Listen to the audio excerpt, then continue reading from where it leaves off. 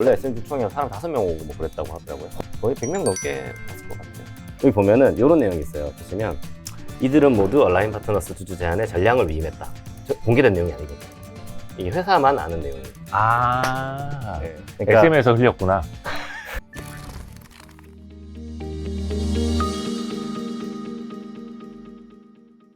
저희가 네. 일정 때문에 예. 그 주총 전에는 이제 사실 녹화를 할 수가 없었고 네네. 끝나고 나서 하자 했는데 네. 다행히 이기셔가지고 아, 그러니까요. 예. 이게 만약에 내용이 좀 좋은 내용을 할 수 지고 있게 나서 돼서 만약에 오셨으면 이게 분위기 또 쌓였을 텐데. 예. 그래도 다행이네요. 분위기가 아, 그러니까요. 좋아가지고. 하여튼 정말 다행입니다. 예. 이게 사실 뭐 예. 이겼다 졌다라고 표현을 하기가 좀 어폐가 있을 수도 있는데 그렇죠. 예. 뭐 그래도 결과가 어찌됐든 간에 회사의 방향을 위해서 좋은 방향으로 간 것 같아요. 그렇게 봅니다. 예. 일단 축하드린다고 감사합니다. 예.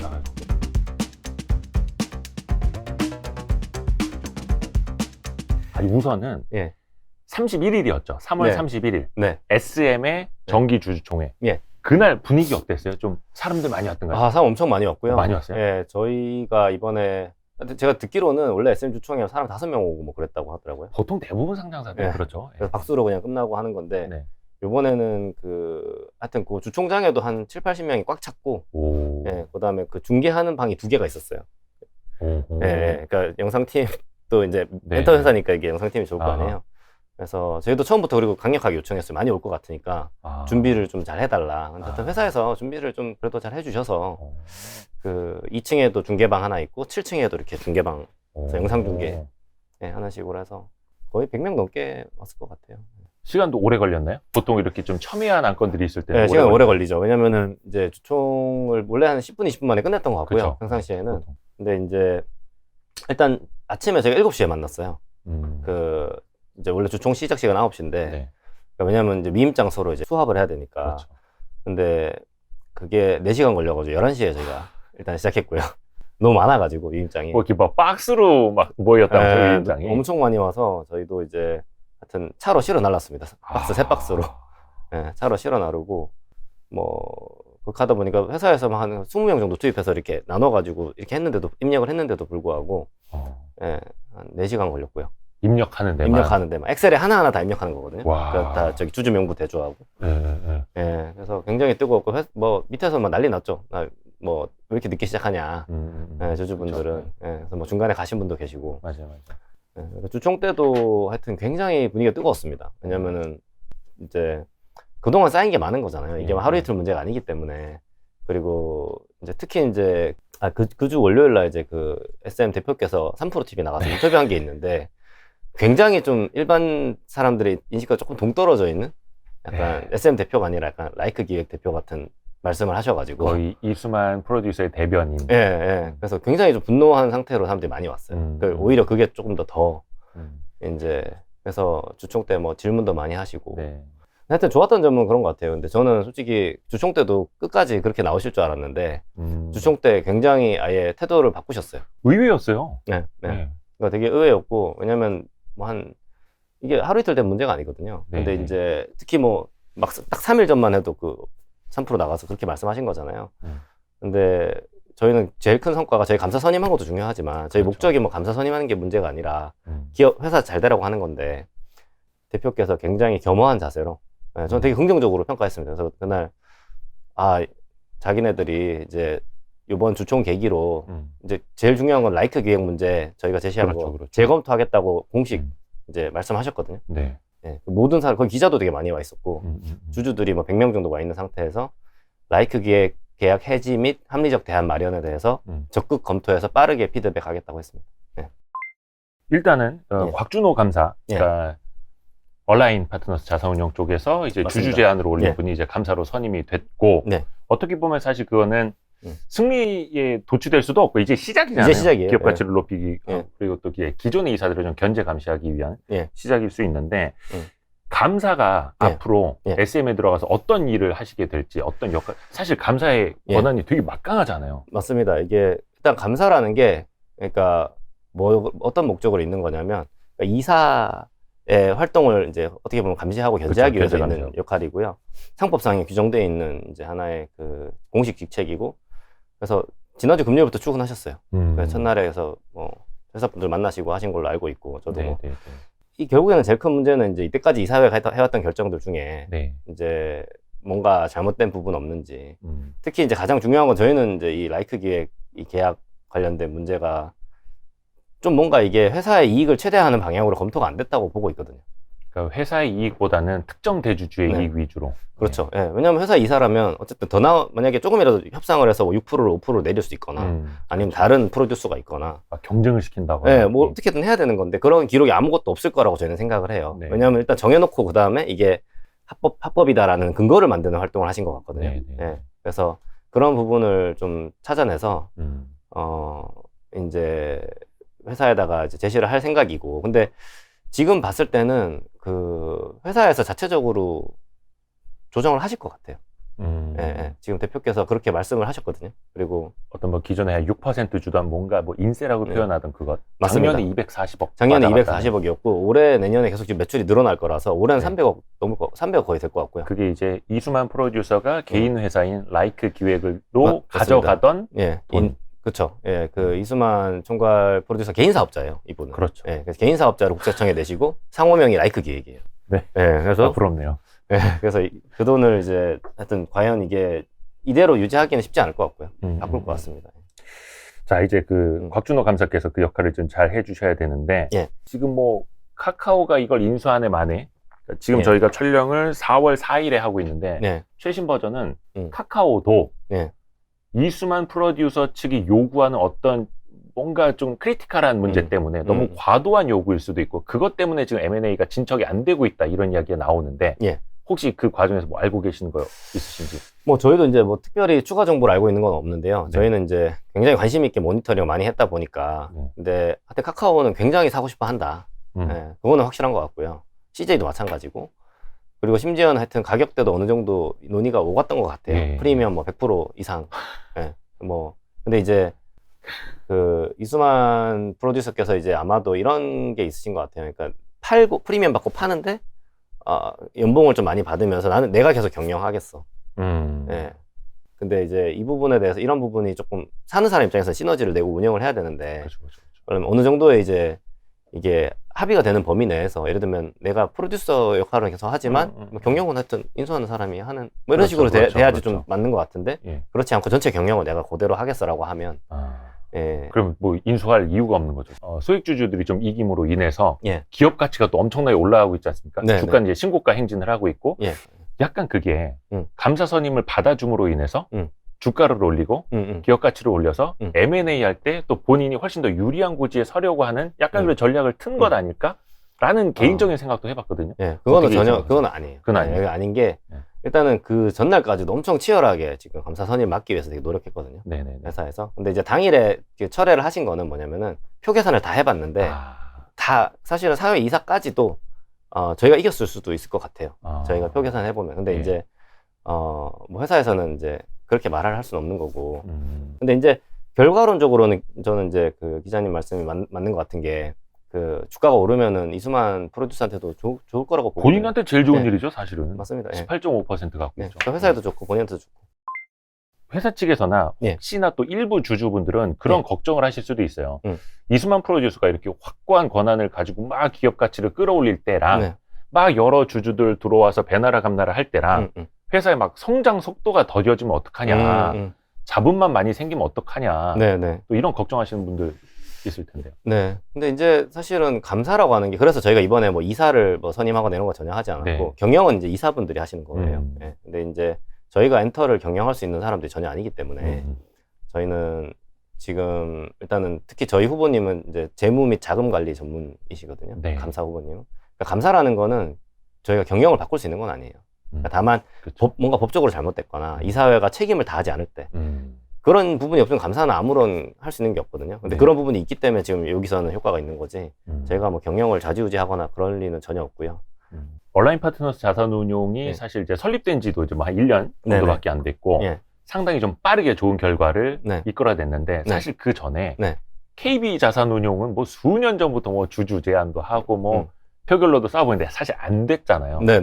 2대 주주가 국민연금인가 걸로 알고 있는데 국민연금, KB자산을 다 5, 6%씩 갖고 있는데 그들의 반응은 어땠는지 그리고 왜 KB나 국민연금은 그 전에 이런 일을 하지 못했는지. 그러니까 저는 이게 처음부터 끝까지 다 연결돼 있는 부분인 것 같아요. 사실은 그러니까 KB 자산운용은 그때 당시에 저희처럼 이렇게 주주 제한을 한 건 아니었어요. 그러니까 이게 좀 주주 제한인 건 상법상 정해져 있는 그렇죠. 그러니까 주주총회 안건을 올리는 네. 거고, 그때 KB에서는 주주 서한이라는 걸 보내셨어요. 공개 주주 서한. 근데 이제 그때 SM에서 답을 했죠. 이거 라이크 기회가 없으면 안 되고, 약간 당신네들이 엔터에 대한 이해가 떨어져서 그런 거다. 최근에 3프로 나와서 그 대표이사 얘기했던 것처럼. 동일합니다. 네, 그 네. 입장이 처음부터 끝까지 동일한데, 네. 그 이후에 이제 주주 제한까지는 안 했던 거죠. 이제 그 KB에서는 이제 그 SM의 태도를 볼 때, 그랬던 것 같고, 근데 지금처럼 막 이렇게 사회적 분위기가 이런 식으로 좀 뭔가 할 수 있는 분위기도 아니었던 것 같고. 근데 결국에는 그분들이 그렇게 해주셨기 때문에 제가 지금 이거 할 수 있는 거거든요. 사실 거기서 어떻게 보면 좀 예. 도약되는 수년 전부터 깔아놨던 거고. 맞습니다. 예. 예. 그러니까 이게 저도 그 말씀을 드리고 싶어요. 이번에 저희만 저희가 앞에 나서다 보니까 좀 부각되는 거긴 하지만, 예. 이게 사실 전 여의도의 승리라고 저는 생각을 해요. 왜냐면은 저희가 이야기한 내용은 그냥 KB 자산운용이 이야기한 내용은 똑같아요. 그렇죠. 예, 저희가 새로운 아이디어 발굴한 게 아니고 그분들이 이렇게 다 이야기를 이미 해주셨고 그 패턴을 다 깔아놨잖아요. 네. 그렇기 때문에 할 수 있는 거고, 이번에 처음에 주주 제한 할 때도 저희가 지분이 1%도 안 되거든요. 네. 그럼 주주 제한은 못 해요, 원래. 그렇죠. 상법상. 예, 1% 이상이 돼야죠. 근데 이제 KB에서 또 그 전에 다른 분들께서 이렇게 이야기해 주셨기 때문에 이 공감대가 있었어요, 이미 여의도에는. 예, 그러니까 저희가 좋은 감사 후보는 저희가 갖고 있었던 거죠, 저희가. 네. 그리고 저희는 처음에 시작하는 입장이니까 뭔가 보여줘야 되는 게 좋잖아요, 사실은. 그래서 저희 감사 후보도 있고 우리 열심히 해볼 수 있는 지금 상황이니까 도와주세요 해서 처음에 몇 군데서 위임을 해주셨어요. 네. 그래서 이제 주주 제한을 하게 된 거고, 그 이후에도 모든 분들이 거의 대부분의 기관 투자자들이 도와주셨어요. 네, 그래서 이게 저 혼자 한 게 아니다. 그렇죠. 여의도의 승리고. 네. 모든 소액주주들의 승리고. 맞습니다. 또 소액주주의 승리죠. 와, 네. 근데 SM의 소액주주 수가 예. 보통 이제 코스닥 회사 같은 경우에 많으면 2만 명, 3만 명. 예. 뭐 진짜 4만 몇천 명까지 저도 봤는데 여기 적어도 오랜만에 열어봤더니 5만 8천 명이 넘더라고요. 맞습니다. 예. 소액주주가. 맞습니다. 예. 아이돌 팬들이 어떻게 주식을 많이 갖고 있는지 모르겠는데. 예. 근데 뭐 하여튼 시가총액이 작은 회사가 아니거든요. 그렇죠. 지금 이제 1조, 지금 이제 2조 넘었는데. 네. 그래서 좀 숫자가 좀 되는 것 같아요. 예. 5만 8천 명 정도 되더라고요. 예. 근데 그 분들 중에서 상당수가 위임장을 예. 같이 이제 해주신. 맞습니다. 그러니까 이제 그 중에 사실은 이제 뭐 되게 작은 수량 갖고 계신 분들도 많은데, 네. 이제 하여튼 핵심적으로 저희도 결국에는 뭐 주식 숫자 기준으로 보면 개인 주주들 중에 굉장히 많은 분들이 위임을 해주셨어요. 예. 주식 숫자 기준으로 봤을 때. 그러니까 뭐 몇 주를 갖고 있건 그게 중요한 게 아니라 네, 함께 네. 참여하는. 네. 저도 얼마 전에 그 야식 잡설이라는 코너 통해서 이야기를 했는데 저도 주식 투자를 좀 오래 해봤습니다만 네. 주총장 가서 내 표를 행사해 본 적이 거의 없거든요. 예. 왜냐면 그 회사 입장에서는 이미 자기네 걸로 다 과반이 됐기 때문에 거기 참석한 몇 명의 표는 있으나 마나한 거라서 뭐 표결 뭐 용지 주지도 않고 맞아요. 그냥 들어가서 그냥 박수 Q&A나 치고 듣고 끝나죠. 가세요. 예. 거의 이런 거였는데 아마 SM 주주분들이 이번에 또 느낀 게 되게 많으실 것 같아요.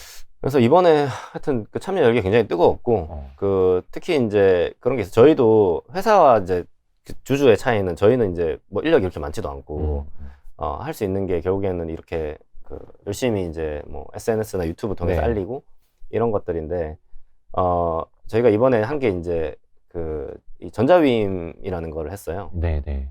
그래서 이게 뭐냐면 이게 결국에는 우리나라 법상으로는 사실 이거 하기 되게 어려워요. 네. 왜냐면 이게 원래 위임을 받으려면 서면 위임을 받아야 되는데, 그렇죠. 법상으로 전자투표나 전자위임이 있는데 좀 문제 있는 기업들이 이런 거 도입을 안 해요. 그렇죠. 네, 소액주주들이 제발 이격과 행사 안 해줬으면 하는 바람이기 때문에. 더 오기 불편하게 만들려고 하고 막. 예, 그리고 주총도 다 몰려있는 날에, 예를 들면 3월 31일. 이 날이 제일 많은 날이에요. 예. 슈퍼주총들.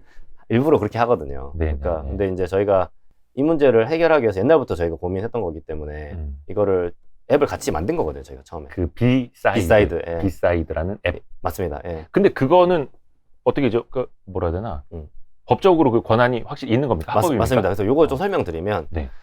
이게 서면 위임장이라는 게 있잖아요. 그러면 이 계약서에다가 내가 그렇죠. 본인이 신분증 사본 첨부하고 주민등록번호 적고 서명해서 이게 위임이 되는 것이거든요. 네. 근데 이제 전자서명법이라는 게 있어요, 우리나라에. 전자서명법. 예. 예를 들면 뭐 은행 같은 거, 앱 같은 거 쓸 때 아마 이런 적 있을 거예요. 그 핸드폰에다가 이렇게 손가락으로 서명하고 신분증 찍어서 뒷자리 가려지게 막 이렇게 업로드하는 그런 거 있거든요. 그거랑 똑같다고 보시면 돼요. 그러니까 사실은 서면 위임을 한 건데, 예, 근데 본인 인증을 하고 나서 문자 뭐 인증번호 해가지고 공동 인증서 뭐 쓰던 예, 여기서는 이제 휴대폰 번호로 본인 인증을 한 다음에 이제 손가락으로 서명을 하고 그 다음에 이제 사진을 찍어서 올리면 신분증을 그러면 이게 본인이 서명한 걸로 인정이 되는 거예요. 네. 네, 그래서 사실상은 서면 위임이에요. 이거는 그렇지만은 전자적 방식으로 하는 거고 그러면은 회사에서 전자위임을 도입 안 해도 전자적으로 위임을 받을 수 있는 것이죠. 요거는 이제 전자투표랑 헷갈리시면 안 됩니다. 그렇죠? 전자투표는 말 그대로 뭐 전자 방식으로 뭐 예탁원 시스템이나 이렇게 해서 투표를 본인이 하는 거고 맞습니다. 예. 비사이드 같은 건 직접적으로 누군가의 위임을 해서 표를 하죠. 모아서 한 방향으로 가자라는 맞습니다. 건데 예. 그럼 비사이드 요런 앱은 예. 어떤 기업이든 어떤 소액주주 모임이든 다 같이 쓸 수 있는 거예요? 그렇습니다. 예. 무료예요? 아, 무료는 아니죠. 이제 돈 내고 저희도 돈 내고 그게 중요한데. 예. 이거 어디서 개발한? 그러니까 이제 비사이드 코리아라는 회사에서 개발을 했고 제가 이제 공동 창업을 했고 그 회사를 예. 다만 이제 저는 투자자고 거기 이제 그 따로 이제 팀이 있습니다. 예. 유료구나. 예, 유료입니다. 근데 그래도 이게 굉장히 저렴해요. 왜냐면은 그 의결권 위임이라는 게 원래 대리업체들이 있어요. 네네. 대행사. 예, 대행사가 있어요. 그래서 엄청 비싸요. 그렇죠. 예, 그렇지만 그보다 훨씬 쌉니다. 훨씬. 그 의결권 대행사 어떤 용역비 안에 여름에는 이제 수박 가격이 포함돼 있고 바카스 한 박스 가격도 포함돼 있고 뭐 그런 것도 알고 있는데 근데 그 얼마 전에 참 그 사조 산업도 비사이드에서 의결권을 모아서 좀 맞습니다. 예. 그래서 사조산업 그다음에 금호석유화학, SM 이렇게 세 군데에서 했고요. 예, 그 이번에 첫 케이스고 셋 다 일단은 주총에서 다 효력을 인정받았습니다. 그래서 이것도 되게 불확실성이 있는 거잖아요. 근데 셋 다 인정받았기 때문에 이제 이거는 이제 확립됐다고 볼 수 있겠죠. 네, 사조산업도 했습니다. 예. 사조산업, 금호석유 뭐 아직 소액주주들이 대주주를 좀 이기진 못했습니다만 첫 번째 사례가 이제 SM 맞습니다. 였던 거고. 하여튼 이거는 좋은 선례가 된 것 같고 이런 플랫폼들도 계속해서 좀 많은 도움을 줘야겠죠. 네. 그리고 요거는 혹시나 아직까지도 이제 우리나라의 어떤 투자 문화가 성숙되지 못해서 약간 그런 인식일 수도 있는데 몇 년 전만 하더라도 일부 특정 사모펀드가 기업 경영에 관여하려 하거나 자신들의 이사나 감사를 선임하려고 하면 기업의 경영권을 빼앗으려고 한다. 뭐 해외 자본의 뭐 먹튀를 뭐 방지해야 된다. 외국 자본으로부터 국내 기업을 지켜야 된다. 이런 프레임들이 있었잖아요. 그렇죠. 예. 이거를 좀 어떻게 좀 설명을 잘 해주실 수 있을까요? 네, 그럼요. 그러니까 이제 그거는 결국에는 이제 그 마치 기업과 오너가 동일한 것처럼 생각하는. 그러니까 오너라는 말 자체도 사실은 전 잘못됐다고 보고 그렇죠. 이번에 뭐 안철수 씨도 뭐 저기 3% 나와서 오너라는 말 없애야 된다고 대주주다 이렇게 말하잖아요. 그러니까는 이게 기업이 잘 되는 거를 그 대주주라는 거는 어떤 기업의 한 주주일 뿐이거든요. 그렇죠. 예, 기업의 이사나 기업은 모든 주주를 위해서 일을 해야 되는데 우리나라의 제일 큰 문제는 이게 안 되는 거예요. 대주주가 모든 권한을 다 독식하고 소액주주들한테, 그러니까 일반 주주라고 주로 표현하는데 손해가 되는 방향으로 자꾸 의사결정을 해요. 근데 이거를 막는 거에 대해서 사실은 이거를 마치 기업을 공격한다는 식으로 기업을 공격하는 게 아니거든요. 그렇죠. 기업을 공격했던 같이 망하는 건데. 그렇죠. 아니 내가 주주인데 왜 내가 갖고 있는 회사를 기업 공격하냐. 그게 아니라 이제 이런 일이 있을 때 이제 나서서 이제 대주주를 견제를 해서 회사가 주주 전체를 위해서 일하게끔 하는 것이 맞는 것인데 현실적으로 모든 기업들을 다 대주주가 통제하다 보니까 그렇죠. 그 이렇게 옛날처럼 이렇게 유튜브가 없고 뭐 신문도 몇 개밖에 없고 방송도 몇 개밖에 없던 시절에는 기업 대주주들이 경영진 통해서 광고비 다 집행할 거 아니에요. 네. 그런 프레임을 계속 이렇게 만드는 거였죠. 맞아요. 네. 저도 어릴 때 저희 집에 하여튼 뭐 그런 줄 알았어요. 저는 이제 어릴 때 저희 신문도 받아보고 하는데 나쁜 막 해외 막 헤지펀드들이 막 우리 기업을 공격하는 줄 알고 진짜 엄청 붕괴했거든요. 나중에 알고 보니 그게 사실이 아니었죠. 네. 근데 그 프레임을 이제 사람들이 주식에도 관심이 없고 그때 당시에 뭐 2015, 16 이럴 때는 주식 투자하는 개인들이 별로 없었거든요. 맞아요. 유튜브도 없었고 매체라는 게 몇 개 없으니까 그런 프레임이 우리나라를 지배했던 거죠, 사실. 그렇지만 이제 이게 결국에는 뉴미디어 혁명이 일어나고 동학개미 운동이 일어나면 사람들이 사실 다 알게 됐어요. 그렇죠. Y3도 있고 하여튼 이런 여러 가지 유튜브 채널들이 되게 큰 역할을 하고 있다고 보고 있습니다. 맞습니다. 지금 국내 주식 투자 인구가 이제 1,300만 명을 넘었고 어마어마한 거죠. 그래도 이제 과거에는 기업에서도 뭐 맨날 뭐라 해야 되나 그 낙수 효과 뭐 이런 뭐 정책적으로 많이 이야기를 하는데 그게 다 취업을 해서 네. 일자리를 만들어서 만들어지는 낙수 효과라고 인식을 했다면 이제는 같이 이제 투자를 하고 기업의 맞습니다. 같이 예. 주인이 되고 그래서 인식이 정말 많이 바뀐 것 같습니다. 예전에 비해서. 맞습니다. 그리고 하여튼 이게 되게 큰 문제예요. 저희 뭐 나중에 얘기할 수도 있겠지만 하여튼 우리나라 상장 주식이 너무 싸거든요, 진짜. 근데 이게 물론 싸다는 게 어떤 기준이냐면 공정한 가격이 지금 거래되고 있긴 한데 예. 그러니까 저희가 M&A 할 때 지불하는 가치가 뭐 100이라고 하면 네네네. 그 한 2, 30에 거래되고 있거든요. 뭐 30에서 50 이렇게밖에 안 돼요. 아니 아까 네. 그 이수만 프로듀스의 SM 지분 18.5% 예. 거기에 뭐 경영권 프리미엄이 뭐 100% 몇십 퍼센트니 네. 뭐 100% 이런 네. 이야기 나온다. 물론 이제 어떻게 될지 모르겠습니다만 네. 그렇다는 건 예. 그 흔히들 이야기하는 대한민국 기업들에게는 이제 두 개의 주가가 있다. 네. 대주주를 위한 프리미엄을 엄청나게 주는 주가, 네. 그리고 소액주주들은 자기네들끼리 사고 파는 주가. 네. 그러니까 뭐 한샘 같은 케이스도 그렇고 M&A 경영권 프리미엄 뭐 몇십 퍼센트, 100% 주가 빵 올랐다. 결국은 다시 쑥 떨어져 버리고. 네. 네.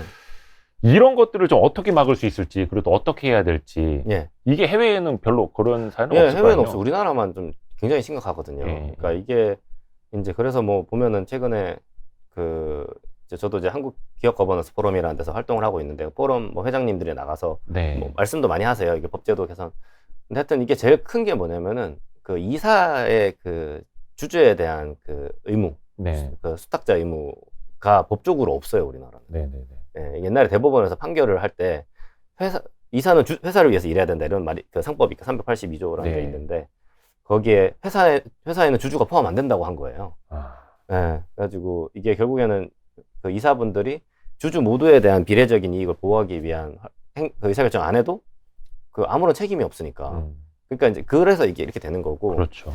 이제 이번에 그 저기 이용우 의원께서 그 개미보호 3법이라고 발의한 게 있는데. 예, 맞습니다. 그 중에 세 번째에 상법에 이제 그 주주의 이사는 회사와 주주의 비례적 이익을 위해서 최선을 다해야 된다. 이 말을 주주의 비례적 이익이라는 말을 추가하셨어요. 그렇죠. 이게 된다고 하면 굉장히 큰 차이가 만들어질 거라고 보고 있습니다. 맞습니다. 그래서 저희도 네. 그 뭐 민주당 이용우 의원님이라든지 아니면 그쪽에 이제 카운터파트가 국민의힘에서는 윤창현 의원님이라고 하더라고요. 예, 예. 그러니까 지금 저희 예. 섭외를 했었는데 사실은 윤창현 네네. 의원님이 예. 갑자기 인수위를 들어가시는 바람에 저희 출연은 이제 대통령 취임 이후로 네네. 해서 이제 여당이 되는 국민의힘 쪽에서의 어떤 뭐 정무위 예. 그래서 힘 좀 쓰시는 의원님 좀 한번 모셔보겠습니다. 너무 기대가 돼요. 왜냐면 저희가 보니까 아까 딱 1,300만 명이 됐다고 그랬잖아요. 네. 그러니까 이게 유권자들이 되게 주식에 관심이 많다 그렇죠. 보니까 이거는 국민의힘에서도 똑같이 밀고 있는 아젠다고. 그렇죠. 당연히 그렇죠. 이제 자본시장이 그 붐업되는 게 저희는 코스피가 3,000에서 8,000 된다 뭐 이런 이야기 많이 하거든요. 네네네. 6,000은. 될 수 있다고 보거든요. 이런 것만 바꿔도. 그게 예전에는 이제 국민의힘, 그러니까 지금 이제 여당이 되는 그 당 쪽에서는 뭔가 기업 경영권에 방해가 될 만한 요소들은 네. 정책적으로 좀 많이 받아주려고 하지 않고 뭔가 지켜주려고만 했는데 네. 이제는 그쪽 시각도 좀 바뀌고 있는 것 같아요. 예. 예, 말 그대로 기업과 음. 재벌, 오너는 좀 분리해서 봐야 된다라는 쪽으로 그게 건강한 거라고 보고 예. 한국기업 거버넌스 포럼이라든지 네. 저희 뭐 와이스트릿이라든지 네. 인수위가 이런 데를 좀 만나야 되지 않나. 맞습니다. 저도 그런 부분이 네. 좀 필요한 것 같고, 지금 이게 오랫동안 쌓이면서 그 완전 법적 이론적 체계가 완성됐거든요. 특히 이제 경북대 그 법학전문대학원 이상훈 교수님이 이 분야의 최고 권위자신데, 그런 분들이 인수위원회에서 좀 만나가지고 좀 듣고 좀 반영해주든지, 거버넌스 포럼이나 와이스트릿 이런 데 해주면 좋을 것 같아요. 그러니까 기업 가치가 올라야 사실은 그 우리나라 시가총액, 그러니까 사실 우리나라 기업들 시가총액 다 합쳐봐야 뭐 지금 애플, 테슬라도 안 되는 맞아요. 이런 현실이어서 네. 기업 가치를 높여야 국민의 부도 함께 증가하는 거니까요. 맞습니다. 예. 외국계에서 특히 일을 많이 하셨는데 네. 골드만삭스에서도 네. M&A 자문 네. 많이 하셨고 KKR이야 뭐 원체 세계적으로 유명한 네. 경영권 바이아웃 하는 사모펀드입니다. 예. 여기서 바이아웃이라는 이제 기업을 사서 기업 가치를 통째로, 높여서 되파는 맞습니다. 예. 그쪽 일 많이 하셨고 예전에 뭐 오비맥주 맞습니다. 예, 오비맥주 그쪽 딜도 하셨다고. 예, 제가 KKR 들어갔을 때 이제 오비맥주를 인수하고 한 2년쯤 지났을 시점이에요. 예, 그래서 원래는 오비맥주 2위 회사였고, 네. 이제 KKR 인수한 이후에 이게 시장 점유율이 40%에서 65%까지 올라가서 1위 회사가 됐거든요. 국내에서. 네, 국내에서. 그래서 이제 저는 그 중간에 들어가서 이제 운영이랑 매각하는 것까지 이제 관여했었고. 그때 AB 인베브한테 맞습니다. 팔았죠. 다시 매각했고요. 원래 AB 인베브한테 사서 다시 기업 가치 높여서 AB 인베브에게 판. 맞습니다. 예. 와. 그게 인베브 인베브가 2009년 금융위기 때 네. 그 자금 사정이 되게 어려웠어요. 아하. 예, 그래서 급하게 이제 아무래도 비핵심이라고 생각했던 오비맥주 매각을 한 거고, 근데 매각 이후에 5년 동안 되게 잘 됐잖아요. 그 AB 인베브가 참고로 엄청나게 큰 글로벌 전 세계에서 제일 큰 1등 맥주 회사입니다. 예, 버드와이저 아시죠? 버드와이저. 예. 또 뭐 있더라? 버드와이저. 뭐 스텔라, 아, 호가든. 갑자기 또 한잔 하고 싶은데. 맞아요. 예. 근데 이제 그런 작업들을 하셨고, 근데 제가 여쭤보고 싶은 건 그거예요. 네. 그런 글로벌 뭐 바이어 펀드를 비롯해서, 네. 아니면 이제 주식에 액티브하게 투자를 하는 펀드들이 볼 때, 과연 대한민국 시장은 어떤 모습일까? 네네. 예. 그들의 시각으로 본다면. 그러니까 사실 되게 이해하기 어려운 시장이죠. 이해하기 어려운 시장이고, 일단은 사실상 한국에 장기적으로 투자하는 롱펀드 가 거의 없는 것 같아요. 액티브한 롱펀드 거의 없고 다 ETF나 인덱스 정도만 있지, 아니면 롱숏 하는 사람들만 있지. 한국 시장에 장기 투자하기 힘들거든요. 왜냐하면 내가 주주로서 네. 우리는 결국에는 민주주의에서 왜 원래 국회의원을 통해서밖에 정치에 참여 못 하잖아요. 네. 예를 들면, 그러니까 주주라는 거는 주주가 다 하나하나 경영에 간섭하면 회사 그렇죠. 이상하게 되니까 이사를 통해서 할 수밖에 없는데, 한국의 이사들은 되게 특이하게 주주를 신경 안 쓰거든요. 그럼 어떻게 믿고 투자하겠어요? 내가 네. 돈을 맡겼는데 이 회사를 나를 위해 운영하지 않는데. 네, 그래서 투자하기 어려운 시장에, 사실상 투자하기 어려운 시장이라고 보는 것이죠. 네. 네. 이게 해외 다른 기업들에서는 찾아보기 힘든 문화. 예. 저는 그게 왜 그럴까라는 생각을 좀 해보는데, 네. 사실 우리나라가 압축 성장을 했잖아요. 고도 성장. 예. 그게 이제 대부분 총수 하나의 리더에 의해서 쫙 딸려가는 그런 경영이 많았고, 특히 또 이제 회사 내에서도 어떻게 보면 이제 제왕적인 구조가 네. 좀 돼 있다 보니까 그걸 벗어날 수가 없었고, 네. 이제는 그게 슬슬 바뀔 수 있는 환경 네. 정도가 마련됐다라고 보면 될 테고. 그런 것 같습니다. 예. 가장 시급하게 이런 포인트들이 좀 변하면 네. 어떤 그 이른바 오너라고 하는 예. CEO들의 제왕적 구조를 좀 깰 수 있겠다. 약간 좀 제도적인 제언 예. 몇 가지 좀 해주실 수 있을까요? 그러니까 저는 뭐 크게 2개만 되면 된다고 보거든요. 크게 2개. 예. 저 김규식 회장님이 말씀하시는 수집증이라고 하는 건데요. 수집증. 예. 예. 이사의 수탁자 의무. 그다음에 이제 그 집은 뭐였더라 생각이 안 나고, 증거 개시 제도였던 것 같아요. 이사의 수탁자 의무랑 증거 개시 제도 2개가 있으면 된다고 좀 보는데, 네. 그러니까는 이게 하나하나 법으로 규제해서 할 수가 없어요. 왜냐면 그러면 자꾸 뭐를 만들면 자꾸 이렇게 피하는 걸 계속 만들거든요. 예. 그렇게 하지 마시고, 그러니까 미국처럼 그러니까 상법상에 이사들이 주주의 이 전체 이익을 위해서 일하게끔 하는 의무를 부여하면 돼요. 그러면 의무를 위반하면 소송하면 되잖아요. 그렇죠. 다만 그 의무를 이번에 이제 그 개미보호 3법이 돼가지고 그게 추가된다고 하더라도 사실 이제 엄청난 큰 획기적이긴 한데 소송하기 그래도 여전히 어려운 점이 있어요. 왜냐면은 우리나라에서는 그 소송을 했다고 치더라도 그 증거를 갖다가 원고가 예, 갖다가 찾아가지고 해야 되는데 어떻게 찾아? 회사 안에 있는 정보를. 일반 주주들이 회사 밖에서 그 증거를 모아야 하는 사실상 불가능한 일이죠. 맞습니다. 그래서 그거를 증거 개시 제도라는 걸 통해 가지고 회사가 이제 그런 모든 증거를 구비하게끔 하는 의무를 주고, 회사가 입증하도록 하는 거죠. 이사들이. 그러면은 이사들이 이제 앞으로 뭔가 있을 때, 그러니까 예를 들면 뭐 이제 LG화학 이야기 많이 하잖아요. 네. 그러니까 LG화학이 대표적인 케이스인데, LG화학의 이사들은 지금 현재로서는 법적으로 잘못한 게 아무것도 없어요. 네. 그들은 주주에 대한 의무는 없으니까. LG화학에 손해난 건 없잖아요. 네. 근데 주주들은 막 거의 수십조의 손해를 본 거잖아요, 사실은. 그렇죠. 그러니까 이제 이거에 대해서 예를 들면 이제 아까 수집증에서 수랑 증이 있다고 그랬으면, 이제 예를 들면 이사들이 이렇게 해야 되는, 미국식으로 가면 내가 물적 분할할지 인적 분할할지 이런 거에 대해서 다 리포트를 다 받아야 돼요. 어느 게 주주들 위해서 제일 유리한지. 그래서 이게 제일 유리해서 했다라는 증거가 있어야 돼. 그때는 내 경영권 이런 거는 고려 요소가 아닌 거예요. 네. 그렇게 되면은 사실 그 다음에 그런 나중에 만약에 그 물적 분할을 했으면 주가 떨어졌으면 소송을 하면 내가 이거를 다 고려했는데 이때 당시에 전문기관들의 리포트를 받았을 때 이게 최선이었다라는 걸 제시해야 되는 의무를 회사가 지는 거고, 제시 안 하면 패소하는 거예요. 이렇게 되면 모든 것들이 자율적으로 규제되면서 맞습니다. 굉장히 선진화 될 거라고 봅니다. 뭔가 하나하나 규제를 통해서가 아니라 자율적으로 풀어주되 나중에 잘못돼 있으면 책임을 지쇼. 이렇게 하면 되는 거잖아요. 서로 소송을 해서 당사자끼리 해소하게끔 하면 됩니다. 근데 우리나라는 그게 아니라 항상 거꾸로 가 있죠. 사전 규제를 많이 만들고 사후적으로는 뭐 소송이라든 이런 걸 더 어렵게 만들어. 맞습니다. 그래서 주주 집단 소송 같은 경우도 사실상 육심제라고 하잖아요. 그러니까 우리가 소송이 3심제, 예. 뭐 지방법원, 고등법원, 대법원 있는 건 누구나 다 네. 아는데 이 소송이 성립하기 위해서도 또 1, 2, 3심을 거쳐야 하다 보니까 네. 증권 관련 집단 소송이 사실상 거의 불가능하죠. 사실상 하기 이제 어려운 거 해서 이기더라도 예. 주주들한테 돌아오는 건 없고 다 뭐라 해야 되나, 배상을 회사에 귀속시켜 버리다 보니까 맞습니다. 예. 이런 것도 좀 바뀌어야 되고. 그래서 우리나라도 좀 소송이 자유로워져야 진짜 이사들이 주주 무서운 줄 알고 일을 하죠. 근데 지금은 그냥 이른바 대표이사, 오나라고 하는 그 한 명의 양반만 말 잘 들으면은 자기 자리를 또 지킬 수 있다 보니까. 맞습니다. 또 하나가 사실 우리나라 어떤 투자 문화를 좀 우리도 많이 바꿔나가려고, 개선시켜 나가려고 와이스트리트도 좀 노력을 하고 있는데 우리나라 투자자들의 평균 주식 보유 기간이 2달이 안 된다고 하잖아요. 트레이딩 하게 되죠. 그러다 보니까 정기주총을 3월에 여는데 주주명부패는 그 전년도 12월 말에 11일, 그 사이 한 3개월 동안 사람들은 거의 다 막 샀다 팔았다 하다 보니까 맞습니다. 정작 주총에 와줄 사람도 없고 이런 현실을 좀 어떻게 바꿔나가야 될까요? 그러니까 이제 이게 저는 뭐 한국 사람들 탓을 할 수 없다고 생각하는 게 아까 제가 말씀드린 외국인조차도 한국에서 그렇게 장기 투자하는 펀드가 거의 없어요. 액티브하게. 왜냐면 그런 게 불가능한 시장이에요. 그렇게 했던 사람들은 다 손해를 봤어. 그렇기 때문에 왜냐면은 이게 장기적으로 자꾸 이상한 일, 내가 이러다 옛날부터 난 배터리 사업의 그 전망을 보고 예를 들면 장기 투자했는데 LG 화학에 어느 날 갑자기 떼다 버리고 이렇게 하는 일을 뭐 이때까지 뭐 그거 뭐 하여튼 저도 뭐 LG에 대해서 뭐 있는 건 아닌데 하여튼 그게 사례다 보니까 그런 게 되게 많은 거죠.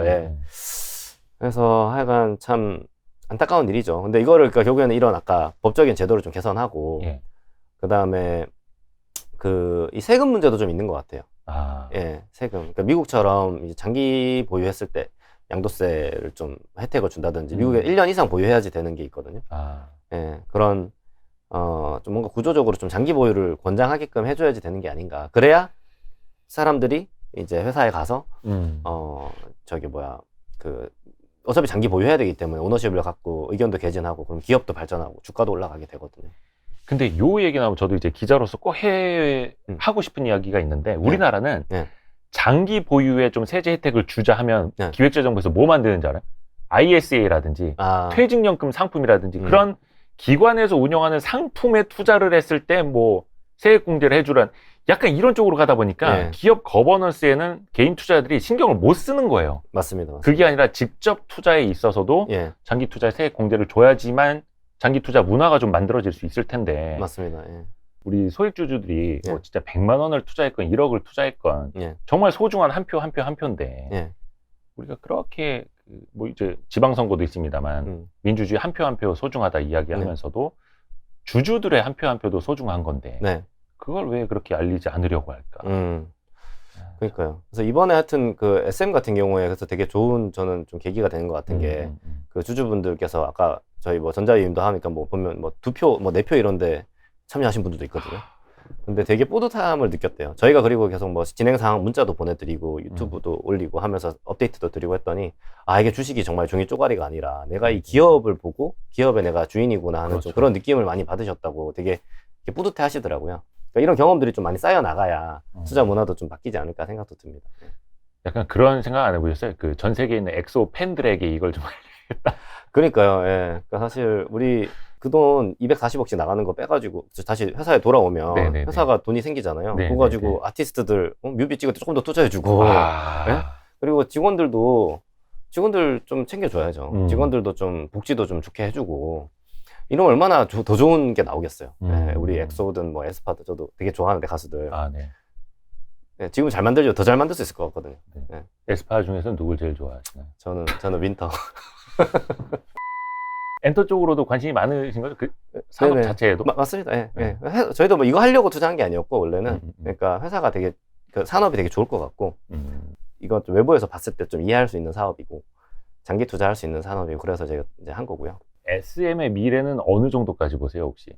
뭐 이렇게 YG라든지 JYP, 하이브 정말 대단한 회사들이 많은데 왜 또 그 중에서 SM인지? SM이 굉장히 싸요. 그러니까 뭐 저희가 저는 이제 그 사모펀드를 하다 보니까 이제 그 기업 가치 대비 멀티플이라는 게 있거든요. EB 멀티플이라는 거 많이 보는데 그 SM은 영업이익 대비 한 11배? 12배? 그러니까 EB 멀티플이라는 게 있거든요. 근데 그 JYP는 한 23배? 하이브는 막 60배 이렇거든요. 그거는 이제 현금 흐름 대비 시가총액 이렇게 보면 쉽죠? 맞습니다. 예. 예, 시가총액에서 뭐 이런 자산 같은 거 좀 예. 조정하고 이렇게 보는데, 그러니까 엄청 차이가 많이 나는 거죠, 사실은. 거의 할인율이 되게 큰 거고, 그 이유는 이제 라이크 기획이라든지 이런 여러 가지 불투명한 그런 자회사라든지 이런 건데, 이제 개선될 수 있다고 봤고요. 그리고 SM이 되게 좋은 점이 있어요. 이제 하이브 같은 경우에 BTS에 좀 의존도가 좀 그쵸. 높은 편인 것 같고, 네. 근데 이제 SM 같은 경우에는 아티스트 풀이 굉장히 넓어요. 아. 그리고 이게 역사라는 게 저는 되게 중요하다고 보거든요. 네. 이런 엔터 산업에서는. 근데 옛날 95년부터 쌓여있는 엄청난 이 라이브러리가 있어요. 네. 네, 뭐 SES 보아, 아직도 강타도 아직도 막 노래하고 나오고 그쵸, 그러잖아요. 그쵸. 그러니까 이제 그런 것들 다 자산이거든요. 네, 그래서 굉장히 잘 될 수 있다고 보고, 특히 이제 기술과 결합하고 있고, 네, 이런 부분들에서 저희는 뭐 충분히 뭐 몇 배 이상 갈 수 있는 여력을 보유하고 있다고. 아, 여기서도? 네. 그 굉장히, 그러면 장기간 더 투자를 하시려고? 네, 저희는 일단 기본적으로 트레이딩을 잘 안 하고요. 네, 저희 전략이 이제 뭐냐면, 사모펀드 방식으로 상장 기업에 투자한다예요. 저희 회사 펀드 전략이. 그리고 이제 사모펀드들이 보시면 알겠지만 한 5년 이렇게 들고 가거든요. 네. 네. 그러니까 보통 저희도 하여튼 최소 1년 이상. 거의 뭐 경영권을 산 사모펀드처럼 네, 예. 그렇게 투자하겠다. 맞습니다. 예. 아, 예. 야, 대단하네요. M&A 때 사모펀드 입장에서 제일 중요하게 보는 것 있지 않습니까? 뭐 잠재력이 됐든, 예. 뭐 경영 투명성, 뭐 당연히 그 기반에 깔려 있는 걸 텐데, 예. 지금 이제 뭐 KKR이라든지 여러 가지 이제 네. 경험하신 입장에서 볼 때 네네. 좀 어떤 게 보이던가요, SM에서는? 그러니까 이제 굉장히 좋은 회사예요. 네. 그러니까 일단은 산업이 성장한다는 게 되게 크거든요. 네. 이거는 확실하고, 산업이 성장하고 있는 거는 내가 잘하든 못하든 하여튼 같이 올라갈 수 있다. 그다음에 이게 이해할 수 있는 산업이에요. 네. 그러니까 뭐 엄청 하이테크 막 무슨 뭐 바이오 이런 거여서 이해하기 어려우면 안 되거든요, 사모펀드는. 근데 나한테 와닿고 이해할 수 있는 산업이고, 그다음에 이제 개선할 점들도 보이는 거죠, 눈에. 네. 이게 사모펀드라는 게 결국에는 그냥 수동적으로 주식 샀다 가만히 있는 그런 게 아니라, 사서 의미 있게 사서 뭔가 밸류업을 할 수 있는 게 있으면 해야 되는 거거든요. 근데 여기는 그런 여지가 있고, 실제 이번에 하고 있는 게 그거예요. 네. 그 SM이 좀 특이한 점은 하여튼 하이브보다도 하여튼 음반을 더 많이 판매하는 회사다. 예. 예. 근데 이제 물론 이제 음반 판매량이라고 하는 거는 매출에서 차지하는 비중이 이렇게 많지는 않은데, 이제 이게 이제 팬의 숫자를 좀 가늠해 볼 수 있는. 또 충성 팬들. 예. 내가 돈을 쓸 수 있는 충성 팬의 숫자가 되게 중요하거든요. 그래서 이제 그런 차원에서 굉장히 가치가 있는데, 하이브 대비 시가총액이 7분의 1 수준이거든요, 지금. 네, 굉장히 그런 면에서 이제 전 잠재력이 좀 높다고 보는 것이고요. 그리고 뭐 이제 하여튼 NCT 같은 그 가수들 보면 이제 사람 수가 되게 많거든요. 20 몇 명이에요. 다 못 외우시죠, 이름? 아, 저 다 못 외웁니다. 예. 이거 다 외우시는 분들이 여의도에는 일단 없는 것 같고. 좀 몇 명은 알아요. 근데 몇 명은 아는데, 뭐 단어 20 몇 명으로 다 외우기 좀 힘드니까. 근데 이제 그게 좋죠. 왜냐면 투자자 입장에서는 이제 중간에 뭐 가끔가다 이슈가 발생할 수도 있잖아요. 개개인의 이슈. 예, 뭐 군대를 간다거나 뭐 이런 이슈가 있어도 꾸준하게 매출을 발생시킬 수 있기 때문에 좋다 이렇게 보고 있습니다. 그것도 어떻게 보면 SM이 잘 만들어 놓은 전략이죠. 잘 만들어 놨어요. 그래서 이수만 총괄이 되게 좀 그래도 비전이 되게 좋으신 분이에요. 그룹 한 팀에 뭐 9명 막 이렇게 나오던 것도 사실 어떻게 보면 SM이 만들어 놓은 문화. 맞아요. 일 수도 있고. 네, 굉장히 선도적인 회사고, 하여튼 저는 대단한 일을 했다고 생각해요. K-팝이라는 산업을 만들었잖아요, 사실 어떻게 보면. 대단한 기업이죠. 네. 그리고 저는 이제 대표님한테 좀 궁금한 게, 그 좋은 골드만삭스, 그 좋은 KKR 다니다가 왜 독립을 하셨고, 그것도 이제 한국에 와서 사모펀드를 만드셨단 말이에요. 또 한국은 뭔가 되게 자본시장이 그렇게 투명하지도 않고, 뭐 물론 이런 이야기하는 것 자체가 되게 씁쓸하긴 합니다만, 왜 한국에 와서 사모펀드를 만드신 거예요, 그러면? 일단은 제가 외국계 기업에 다니긴 했는데 다 서울 사무실에서 일을 했거든요. 골드만삭스 서울 사무실, 그다음에 KKR도 서울 사무실에서 10년을 일한 거여서, 그리고 저도 아예 그냥 한국에서만 쭉 자랐거든요. 제 고향이 대구인데, 그다음에 이제 대학은 서울에서 나오고, 그러니까 뭐 그러니까 계속 평생 동안 일단 한국에서 이제 살면서 약간 이제 해외파 이런 거 아니고 약간 전혀 아닙니다. 토종파. 완전 토종이고요. 근데 이제 어떤 생각을 한 거냐면, 이제 제가 원래 되게 주식 덕후예요. 어릴 때부터. 주식 덕후. 되게 투자하는 거 되게 좋아하고, 뭐 주식책도 많이 읽고, 뭐 경제지도 뭐 중학교, 고등학교 때부터 되게 관심 많았었어요. 근데 이제 제가 이제 대학교 처음 갔을 때 뭐 한국형 가치 투자 전략 이런 책도 나오고, 네네네. 예, 가치 투자 할 때 한참 유행할 때였는데 결국에는 지금 이제 나중에 그거 알게 됐죠. 우리나라에서 가치 투자가 좀 쉽지 않다. 왜냐면은 가치주가 영원히 가치주니까 20년 동안 가치주더라고요. 그래서, 가치만 있어. 예, 왜냐면 아까 이런 그 제도적인 문제가 있는 거죠. 예. 예, 이제 그런 건데 이제 제가 나오게 된 이유는 뭐냐면 어쨌든 좋은 투자를 되게 하고 싶은데 이제 우리나라의 사모펀드 시장은 되게 성숙했어요. 그러니까 비상장 회사 경영권 인수하는 이쪽 시장은 처음에 제가 이제 KKR 왔을 때만 해도 오비맥주 같은 회사를 에비따라고 하거든요. 에비따에 뭐 9배 이렇게 살 수 있었어요. 근데 지금은 막 웬만한 좋은 회사면 엄청 높은 값을 주고 사야 되는 시장이 됐어요. 그건 좋은 일이에요. 왜냐면은 이게 이런 자본시장이 발달하면서 기업들의 가치가 높아진 거죠. 예. 예. 그러면서 자금 조달도 싸진 거고, 어떻게 보면 기업들 입장에서. 근데 이제 제 입장에서는 더 좋은 수익이 있는 곳을 전략을 찾아야 되는데, 아무리 봐도 우리나라 상장사가 너무 싼 거예요. 내가 이거 경영권 인수한다 그러면 한 5조 줄 수 있는 회사인데, 상장시에서 1조에 거래되는 거예요. 이게 너무 많아요. 그래서 우리나라만 그래요. 예. 진짜 굉장히 심각하게 차이가 나거든요. 근데 그게 저한테는 되게 큰 기회죠. 이 부분에 내가 들어가서 이 사모펀드에서 배운 거를 가지고 이쪽 분야에 들어가서 싸게 사면 좋잖아요. 네. 싸게 사서 예를 들면 이 실제 M&A 시장에서 거래되는 비싼 값에 만약에 팔 수 있거나 가치를 거기 붙일 수 있어. 이게 본질 가치라고 본다면 엄청 큰 수익을 낼 수 있는 거거든요. 그런 기회가 있다고 봤고, 이제 2020년 말에 이제 공정경제 3법 통과되고, 21년 초에 자본시작부터 바뀌었거든요. 네. 그런 것들을 보면서 이 전략을 할 수 있는 환경이 마련됐다고 보고 빨리 나왔죠. 이거 내가 처음으로 해야겠다. 그래서 이쪽 분야에서 내가 1등을 해야겠다. 네. 그 1등 말씀하셔서 생각이 났는데, 그 홈페이지에 굉장히 특이한 이력을 써놓으셨더라고요.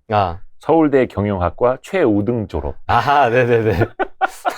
보통 이런 거 홈페이지에 잘 안 써놓는데, 물론 네네. 이제 그게 수석 졸업. 수석 졸업은 아니고, 네. 학점 뭐 얼마 이상 하면 3.9인가? 그러면 숨만큼 라우드 해줘요. 외국 제가 기업을 다니다 보니까 보통 그런 거 쓰거든요, 외국에서는. 바이오에 써요. 네, 쿰라우데 아니면 숨마쿰라우데 마그나 뭐 쿰라우데 이런 식으로. 뭔지 하나도 모르겠지만. 네. 그래서 저도 그거 따라서 그냥 하다 보니까. 그것도 알려야 되는 입장에서는 저 입장에서는 신뢰도를 좀 줄 수 있다고. 또 이번에 어떤 SM에 대한 주주행동주의도 본인에게는 굉장한 커리어가 되는 거고. 네, 저희 회사 입장에서 굉장히 의미 있는 마일스톤이죠. 네. 맞습니다. 어떤 분이 그런 말씀해 주셨어요. 저는 저렇게 가치주들 많은데 왜 가치주 투자를 안 하시고 모멘텀 투자 위주로 하면, 이거는 어떤 큰 기관의 대표이사 말씀인데, 근데 가치 투자를 한국에서 하려면 주주 행동주의에 나서야 된다. 맞아요. 근데 그게 기관 입장에서는 쉽지가 않다. 쉽지가 않아요. 현실적으로 그런 말씀을 해주시더라고요. 되게 어렵습니다. 어려운 길을 가시는 건데, 앞에서 이야기한 것처럼 많은 사람들의 인식이 이제 개선이 되고 있어서 그나마 어떤 이렇게 문 하나는 좀 열고 들어가는 것 같다라는 느낌이 듭니다. 점점 그런 방향으로 가지 않을까 싶습니다.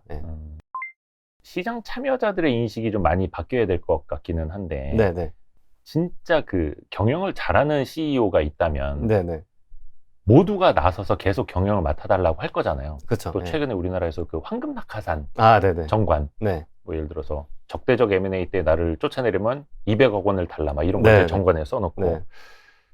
혹시 그게 외국에서도 많이 있는 케이스인가요? 황금낙하산 정관. 황금낙하산 이런 거 있는 걸로 알고 있습니다.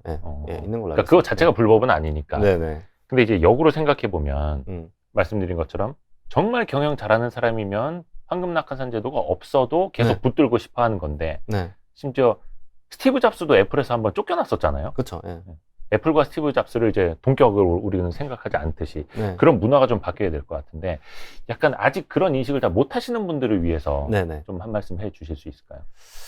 그러니까 이제 저도 이번에 저도 기업 이름이 잘 생각 안 나는데 황금낙하산 정관명예 시도한 거 봤는데 많이 있습니다. 210개사? 정말요? 2020년 사업보고서 기준으로 210개사가 넘는 거예요. 그렇게 하지 마시고, 제가 봤을 때는 조금만 이제 주주 이익을 좀 생각해서 경영을 하면 사실은 기본적으로는 회사 경영진을 신뢰할 수밖에 없는 거거든요. 그렇죠. 이게 디폴트고, 다만 너무 이제 약간 그렇게 나가시면 주가가 하락하게 되고, 그러면 이제 이런 일이 발생할 수 있다.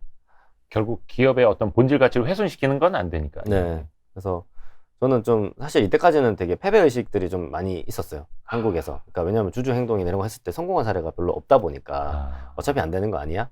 그 반대로 대주주나 이제 기업의 경영진들 중에 주주 가치 좀 훼손하시는 분들도 있잖아요.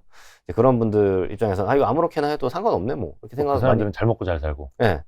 그랬던 것 같은데 그 100에 하나라도 이렇게 본인들이 질 수 있는 케이스가 나올 수 있다는 거를 아는 게 되게 중요하고 그러면 근데 이게 되게 한국에서 하기 어렵거든요. 네. 이게 되게 진짜 쉽지 않아요. 어렵기 때문에 그러니까 그냥 조금만 정상적으로 해도 예, 주가가 뭐 예를 들면 본질 가치가 100인데 뭐 20이면은 이런 일이 발생하지만 50이면 이거 하기 50이어도 이런 거 하기 힘들거든요. 그러니까 좀 그런 좀 계기가 돼서 이게 좀 신경을 좀 쓰게끔 됐으면 좋겠어요.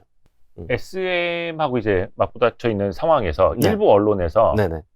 이창환 대표님 개인이라 해야 될까? 아니면 온라인 파트너스에 대한 약간 공격성 기사들도 나온 걸 봤어요. 네네네. 그러니까 예를 들면 회사 펀드로 투자를 한 것도 있지만 네네. 개인 회사를 통해서도 투자한 게 있고 온라인 파트너스의 어떤 파트너들, 네네. 직원들도 개인적으로 SM 지분을 갖고 있고 약간 요거는 이해상충 문제가 있는 것 아니냐 이런 지적하는 기사도 나온 적이 있잖아요. 맞습니다. 예. 그래서 여기 질문 중에 보면 이제 주주 행동 중에 힘들었던 점이 뭔가 이렇게 물어보시는 질문도 있는데 네네네. 그러니까 이게 정말 쉽지 않다는 거예요. 그러니까 주주 행동이 되게 쉽지 않은 게 이게 결국에는 그 과거에도 보면 뭐 엘리엇이나 뭐 이런 사람들 할 때 보면은 엄청 그 비방하는 기사도 많이 나오고 그러잖아요. 메시지보다 메신저를 이제 메신저 공격이라고 하는데 예. 이게 당연히 나올 수 있는 거고요. 사실 이제 처음에 이거 기사 나온 거 제가 갖고 왔어요.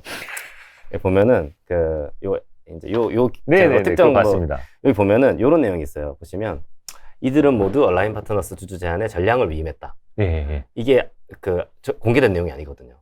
이게 회사만 아는 내용이에요. 예. 예. 그러니까 SM에서 흘렸구나. 그러니까 하여튼 서로 막 싸우는 과정이니까 공격을 하신 거죠. 근데 이게 좀 말씀드리면 하여튼 제가 3프로 TV 나가서도 이거 이야기했거든요. 이야기했고 그러니까 이 질문이 나왔기 때문에 근데 이제 이거 제가 공시한 거예요. 여기도 나와 있는데 보시면 2월 28일 날 저희가 뭐 이렇게 공시를 했어요. 이렇게 뭐라고요? 저희 보유하고 있는 거를 다 공시를 했거든요. 예, 저희가 이제 몰래 뭐 그렇게 한 게 아니라 권유자의 특별 관계자에 관한 사안. 네네. 요거는 그 의결권 위임해달라고 권유된 할 때 제일 처음부터 공시를 다 공개적으로 저희가 한 내용이고 이걸 누가 찾아낸 게 아니라 저희가 공시를 한 내용이고 뭐 문제가 있다고 생각했으면은 사실 이게 저희가 하여튼 뭐 컴플라이언스 이런 것도 다 해가지고 한 거고 투명하게 다 공시하고 했다. 그리고 이제 이게 결국에는 우리 그 임원분들이 주식을 보유하고 있다는 게 문제라는 건데 이거 옛날부터 보유하고 있던 거예요. 그러니까 저희가 그 펀드 운용사 인가가 될지 안 될지도 모르던 시점부터 보유하고 있던 거고 오히려 예를 들면 저희가 막 주주 제안하면서 주가 오르는 시점에서 공시하기 전에 팔으라고 했으면 그게 더 문제될 수 있어요. 문제죠. 그게 문제될 수 있거든요. 그래서 저희는 아무것도 하지 말라 그랬어요 그때. 그러니까 그대로 보유하고 있어라. 위험하죠. 그리고 그래서 하여튼 투명하게 공개했고 문제가 없다고 없는 거고요. 그러니까 이게 어떻게 보면 한 방향으로만 가면 되는 거잖아요. 그렇죠? 맞습니다. 뭔가 이제 주주 제안을 하고 그 사이에 주가 올라왔을 때 몰래 팔고 이게 아니라 그렇죠. 회사와 펀드와 또 이제 개인 주주들 같은 방향으로만 가고 있다면 전혀 그러니까 문제될 거는 없는데 오히려 이제 그 임직원들이 하여튼 옛날부터 갖고 있던 만약에 주식 갖고 있으면 회사 잘 되기 위해서 되게 더 노력을 하지 않을까요? 그러니까 이해관계가 오히려 저는 일치된다는 보는 거고 다만 이제 문제가 되는 건 어떤 거냐면 이제 그 펀드가 사기 전에 예를 들면 저희가 뭐 예를 들면 5천억짜리 펀드가 있는데 어떤 주식을 살 거예요. 사면 오를 거 아니에요. 사기 전에 막 탁 들어가가지고 미리 선침해서 막 올리고 이런 거는 문제죠. 그러니까 그런 거 다 금지하고 있거든요 법에서. 그렇죠. 근데 이거는 전혀 그거하고는 상관이 없어요. 그리고 또 한 가지 이제 이야기하는 게 우리 감사 후보님이 온라인 파트너스 쪽 인사 아니냐. 그 독립적이지 않다.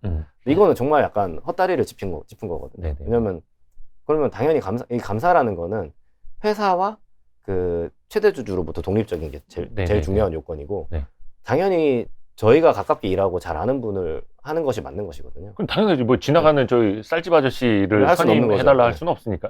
근데 막 가끔 기관 중에도 그런 사람이 있었어요. 좀 물어보는데 그런 내용을 보시고 회사 독립적인 감사를 해야 되는데 회사랑도 독립적이고 너네한테도 독립적이어야 되는 거 아니냐라고 하신 분도 있었는데 그거 정말 저는 이해가 안 되는 게 그런 모르는 사람을 감사로 임명할 수 없잖아요.